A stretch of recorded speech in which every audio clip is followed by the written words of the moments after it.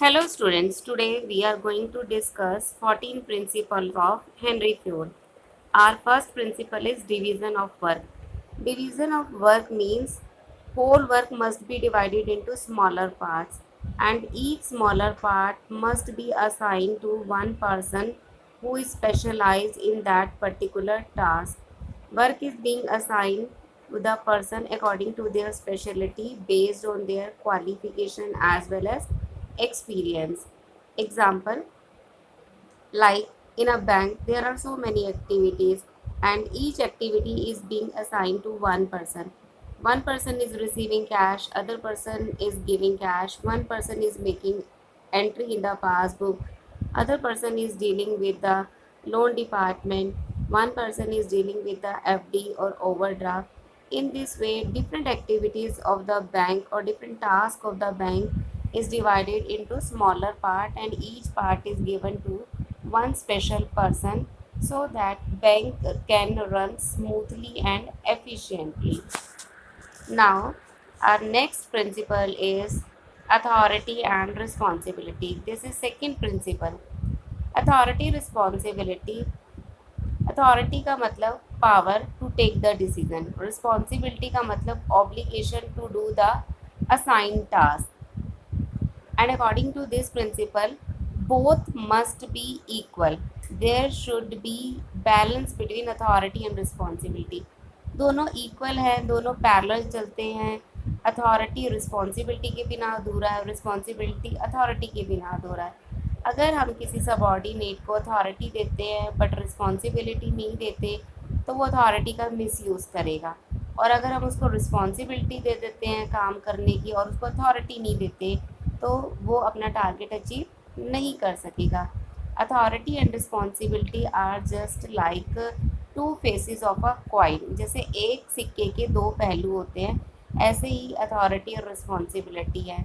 दोनों ज़रूरी हैं काम करने के लिए ऑर्गेनाइजेशन में, और दोनों में इक्वल बैलेंस होना भी ज़रूरी है. कोई एक ज़्यादा और कोई एक कम नहीं होना चाहिए. सपोज़ एक मैनेजर अपने सबॉर्डिनेट को 1000 यूनिट प्रोड्यूस करने का टास्क देता है.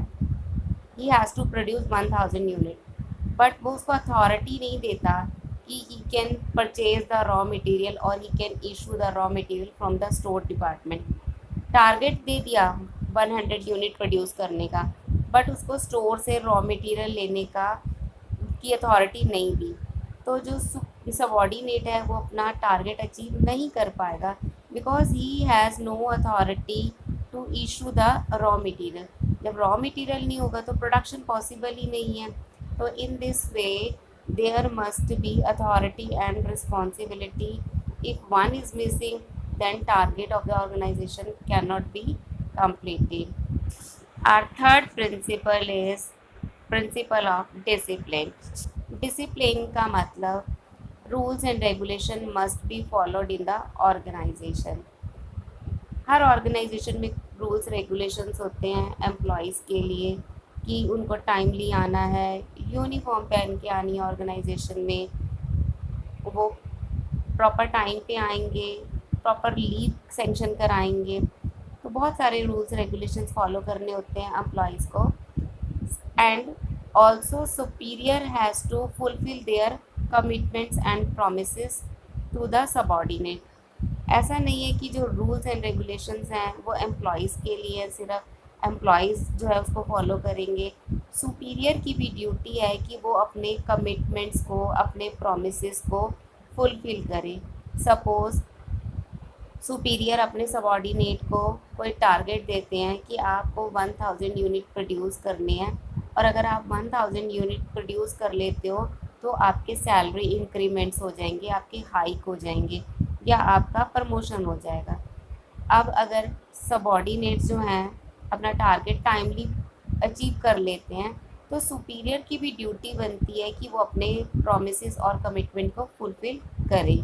अगर वो ऐसा नहीं करते it means they are not following the rules and regulation of the organisation. तो वो भी एक जो है डिसिप्लिन को फॉलो नहीं कर रहे. और अगर कोई ऑर्गेनाइजेशन में डिसिप्लिन नहीं है तब उस केस में जो ऑर्गेनाइजेशन है वो स्मूथली रन नहीं कर सकती और अपना जो टारगेट है वो भी प्रॉपरली अचीव नहीं कर सकती. तो it is very important for every organisation, whether it is small और whether it is large. Discipline must be followed on behalf of superior as well as subordinate. अगर सुपीरियर नहीं फॉलो करेंगे, अपना example नहीं सेट करेंगे, तो subordinate भी नहीं करेंगे. इसलिए सुपीरियर और सबॉर्डिनेट को दोनों को अपने एंड पे code of conduct, rules regulation जो है प्रॉपरली फॉलो करनी चाहिए, सो दैट कि ऑर्गेनाइजेशन में कोई किसी तरह की प्रॉब्लम नहीं हो और काम एफिशिएंटली चले, कोई कंफ्यूजन ना हो, रिसोर्सेज की वेस्टेज ना हो. Everything must be in a proper and efficient way. Now our next principle is unity of command. Unity of command का मतलब है एम्प्लॉयज़ जो हैं ऑर्गेनाइजेशन के, वो अपना जो भी ऑर्डर उनको मिलता है वो एक बॉस से मिले. अगर वो बहुत सारे बॉस को फॉलो करेंगे तो उनके लिए प्रॉब्लम हो जाएगी. सपोज़ एक सबॉर्डिनेट है, उसको प्रोडक्शन मैनेजर भी कुछ इंस्ट्रक्शंस दे रहा है, सेल्स मैनेजर भी इंस्ट्रक्शन दे रहा है, तो उसके लिए प्रॉब्लम हो जाएगी कि वो किसकी इंस्ट्रक्शन को पहले फॉलो करे और किसकी इंस्ट्रक्शन को बाद में फॉलो करे. तो इस कन्फ्यूज़न को अवॉइड करने के लिए there is one principle, that is principle of unity of command. Unity of command के अकॉर्डिंग जो है हर एम्प्लॉई जो है उसका एक बॉस होना चाहिए और उसी बॉस को वो फॉलो करेगा. अगर उसके बहुत सारे बॉस होते हैं, बहुत सारे लोग उसको ऑर्डर्स दे रहे हैं, उसको इंस्ट्रक्शंस दे रहे हैं, कमांड दे रहे हैं, तो सबॉर्डिनेट के लिए प्रॉब्लम हो जाएगी.